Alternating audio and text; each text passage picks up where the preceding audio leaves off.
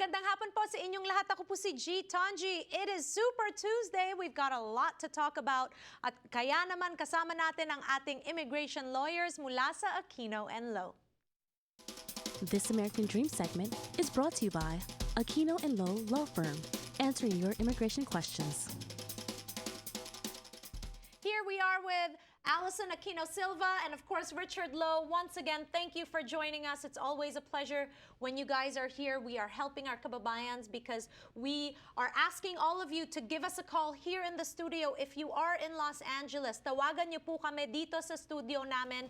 We will be taking your calls, and our attorneys are here to give advice to all of you, lalo na sa mga taong nagtatanong tungkol sa immigration status nila. But before anything else, yan po yung number tatawagan nyo. But before anything else, pag-usapan natin itong Super Tuesday. How does this affect immigration in the larger picture? Richard?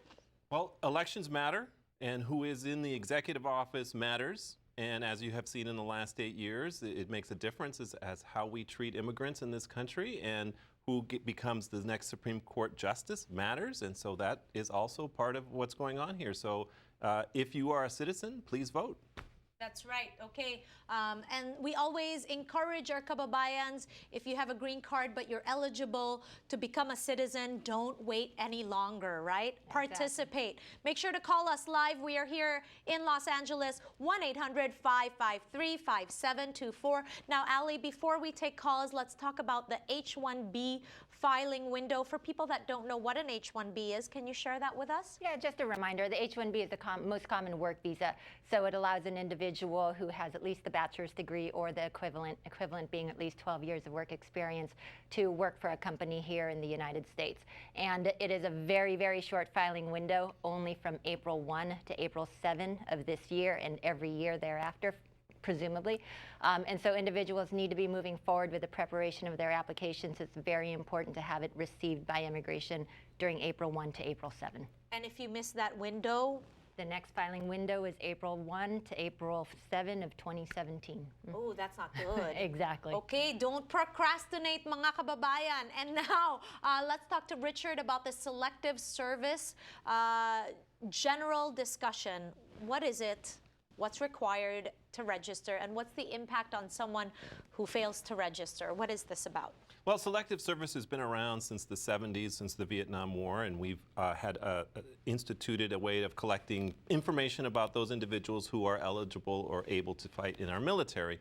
And so those male individuals who are U.S. citizens or immigrants in the United States between the ages of 18 and 26 must register for Selective Service. And obviously, U.S. citizens is easy to figure out. Immigrants is a little bit more complicated. If you're a permanent resident, you must register if you're under the age of 26 or over the age of 18. If you are here unlawfully, that is, if you entered without inspection or if you overstayed a visa, then you must register. If you are here as a student or as an H1B or any of the family members of that in a non-immigrant status, then you don't have to register. And the impact of not registering, particularly for permanent residents, is that when they apply for U.S. citizenship, they're going to be asked why didn't they register, and it can delay getting your citizenship. Okay. All right. Well, we have our first caller on the phone right now. Kausapin natin si Rachel mula sa Woodland Hills. Rachel, nandiyan ka ba? Yeah, I'm still here.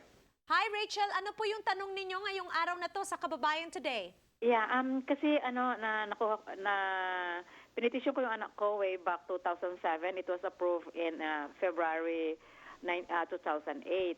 I was still a green card holder then. And she's over 21 and at that time, and now she's 31 and single. How many more years is she needs to wait until her current visa is available? Okay. So in that particular category where if she is still a green card holder, mom is still a green card holder, right now that's the F2B category for unmarried children over the age of 21, and they are currently processing petitions that were filed on or before 2005. So with her priority date of 2007, you're looking at approximately 2 years. The dates don't move month to month, so it's a very, it's an approximation.